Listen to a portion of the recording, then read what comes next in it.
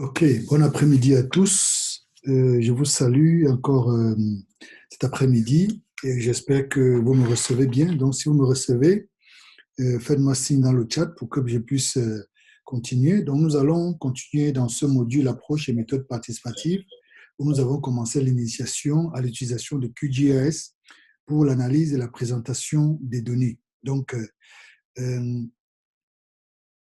ok, très bien. Vous me recevez très bien, super. Donc, on va cet après-midi revenir donc sur un certain nombre de choses et essayer d'avancer. Donc, avant d'aller dans QGIS, je vais vous présenter quelques cartes qui ont été faites jusque-là par les uns et les autres et essayer de commenter ça pour que vous puissiez voir un peu les améliorations qui peuvent être faites sur les différentes cartes. Donc, si je commence avec la première carte, donc c'est une carte qui avait été faite par un de nos amis. Et quand vous regardez là, vous voyez bien que en termes de noms, donc vous voyez par exemple les noms des cours d'eau ici, il aurait fallu par exemple mettre les noms des cours d'eau en bleu. Donc en mettant les noms des cours d'eau et en mettant même la couleur donc il y a la première chose que je vois ici, je vais prendre chaque élément. Donc vous avez road qui est une couleur, la couleur de la route ici est intéressante, mais ici rivière, il fallait mettre une couleur beaucoup plus proche de l'eau qui est la couleur bleue. Donc mettre la couleur, donc vous notez donc que la couleur des éléments doit refléter un peu. Donc quand on regarde une carte, la couleur qu'on a choisie pour les différents éléments de la carte doit refléter un peu cette réalité dans la nature, dans la réalité. Donc, par exemple, les routes, généralement, on indique les routes par quelque chose qui tend vers du foncé. Ça peut être du marron, ça peut être du noir. Donc, tout ça va vers la route. Et ensuite, on a au niveau des rivières. Donc, rivières, c'est les cours d'eau. Généralement, on indique les cours d'eau par le bleu.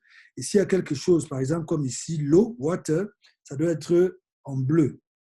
Les bâtiments aussi, il y a une couleur qu'on utilise souvent pour les bâtiments, c'est par exemple les couleurs marron, des couleurs marron, des couleurs qui sont proches aussi du gris ou donc ça c'est un peu des couleurs air protégé, c'est des couleurs vertes. Donc cette couleur air protégé aurait dû être en vert. Et donc ça c'est pour les couleurs.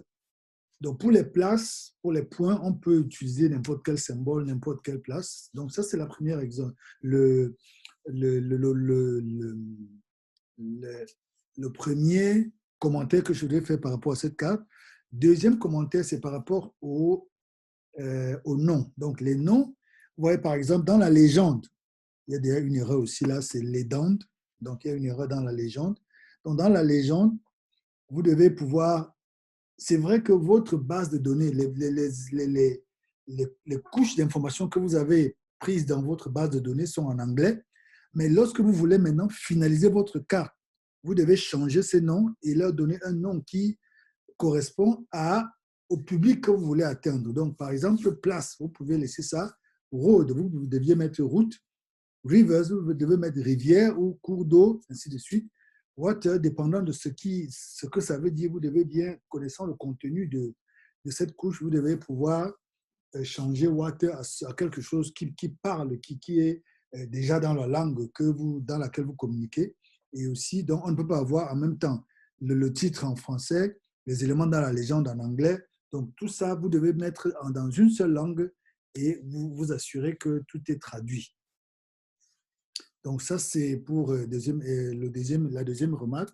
Troisième remarque maintenant, c'est là où vous avez mis par exemple votre légende, vous aurez dû centrer ça ici. Généralement, on centre la légende, le cadre de la légende au-dessus pour des raisons esthétiques. On centre ça ici pour que cela puisse être intéressant, mais aussi la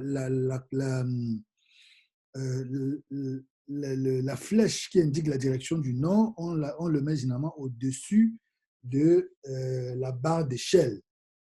Donc ça, mais de manière générale, ça c'est une carte pour une première carte, c'est vraiment un travail bien fait. Donc, deuxième carte maintenant, il y a une certaine amélioration ici. On a euh, les routes ici sont en rouge, donc c'est intéressant.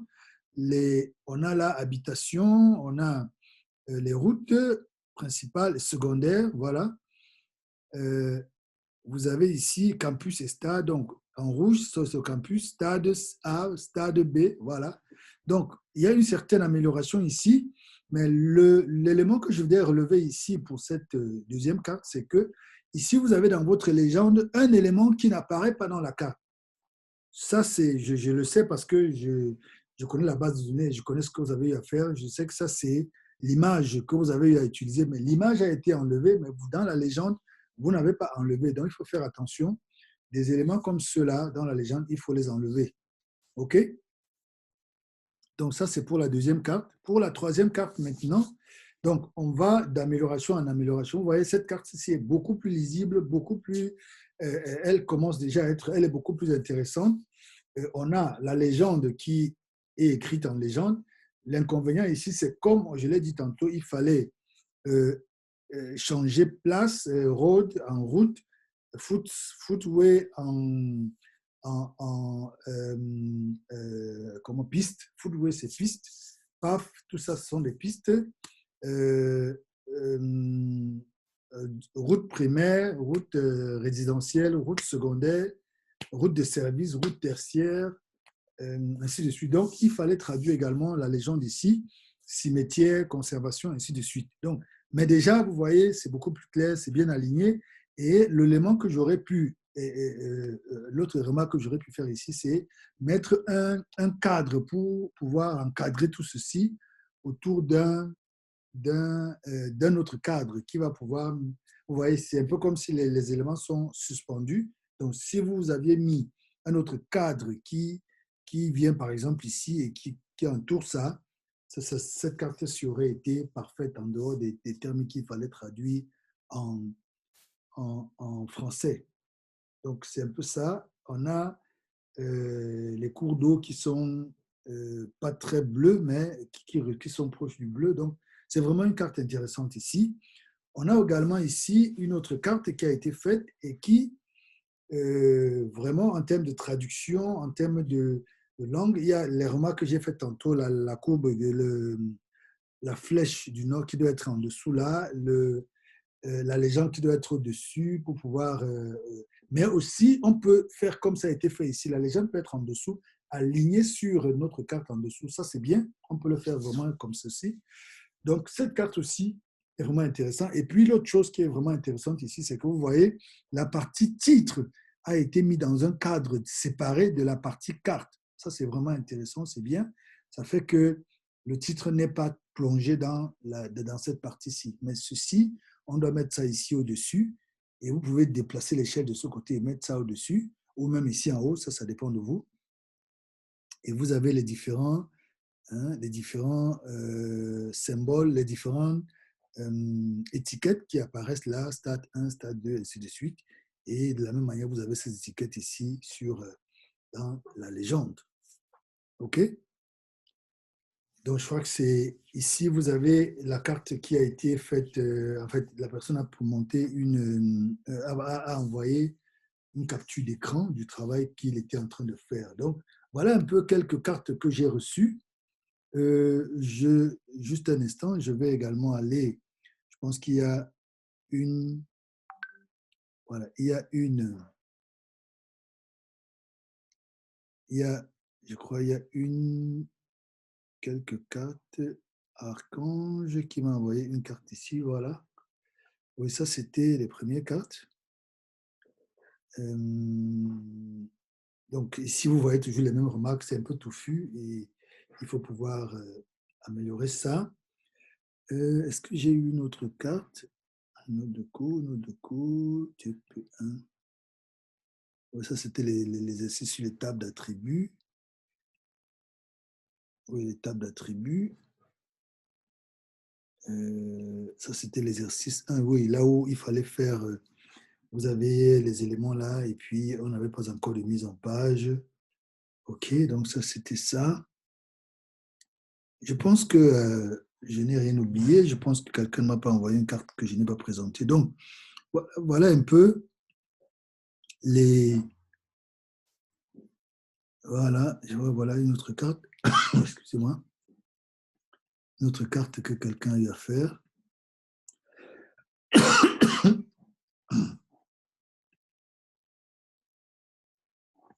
OK. OK. Donc, voilà un peu ce que nous avons pu faire jusque-là. Donc, pour vous qui êtes là, est-ce qu'il y a des questions? Est-ce que jusque-là, vous avez eu des difficultés? Est-ce que vous avez des questions concrètes que vous voulez poser par rapport à ce que nous avons vu jusqu'à ce niveau-ci? Est-ce qu'il y a des questions à votre niveau? Et sur la base des remarques que je viens de faire sur les cartes que vous m'avez envoyées, pour ceux qui m'ont envoyé les cartes, est-ce qu'il y a des commentaires ou des questions? Vous avez la parole.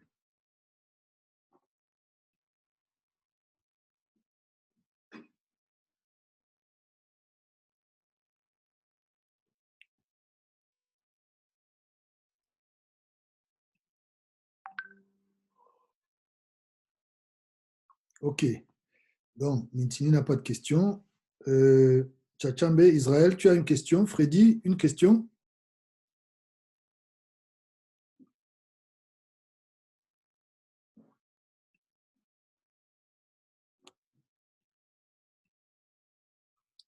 OK, super. OK, donc, on va donc continuer pour cet après-midi, en fait, c'est cette matinée. Euh, super. OK, donc, vous allez en tenir compte dans les prochains exercices. Donc, je vais aller ouvrir QGIS. On va continuer avec le travail sur QGIS. Donc, j'ouvre mon application.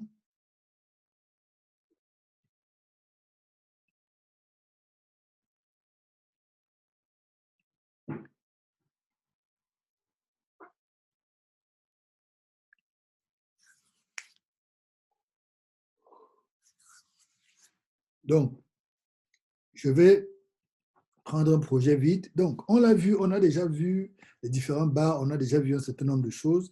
On a vu comment on ajoute. On a vu qu'on a plusieurs façons d'ajouter. Donc, je vais essayer de résumer un peu. On a au moins trois façons d'ajouter les éléments dans un projet comme celui-ci. Vous pouvez directement aller ici à couche et vous allez ajouter une couche et vous choisissez le type de la couche que vous voulez ajouter. Est-ce que c'est une couche vecteur? Est-ce que c'est une couche raster? Est-ce que c'est un maillage? Est-ce que c'est une couche de texte délimité? Est-ce que c'est une couche PostGIS, ainsi de suite?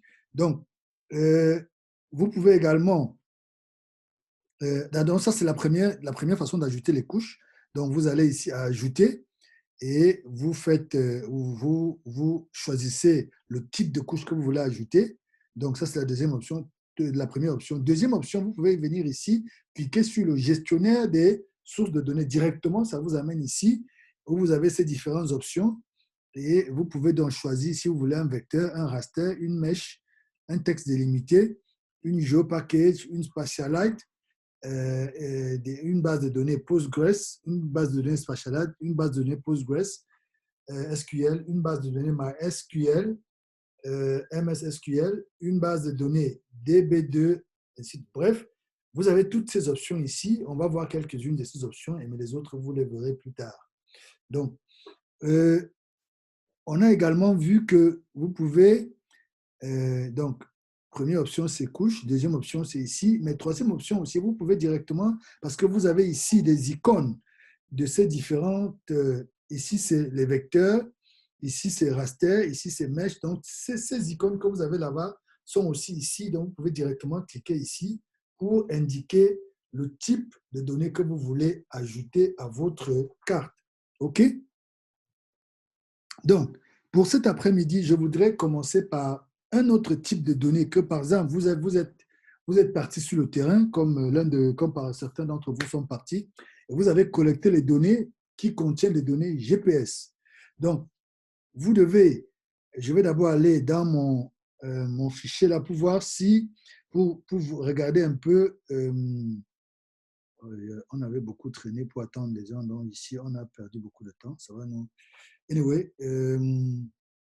bon, je propose, hein, si ça ne vous dérange pas, je propose que on arrête cette vidéo, que je relance pour que la vidéo que je vais partager, où je vais expliquer tout ce que je vais expliquer maintenant là, que cela puisse être une longue vidéo. Parce que là, on a beaucoup traîné en termes de, pour vous attendre et ça fait que cette vidéo va être courte et ça ne va pas nous permettre de traiter, en fait, d'aborder les notions nouvelles que je voulais vous présenter aujourd'hui. Donc, si ça ne vous dérange pas, je vais arrêter pour l'instant et je relance la réunion immédiatement et pour commencer directement avec le nouveau, l'élément nouveau là. OK?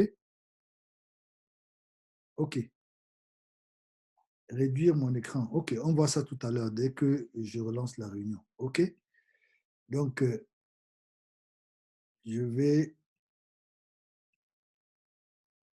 donc arrêter la réunion ici.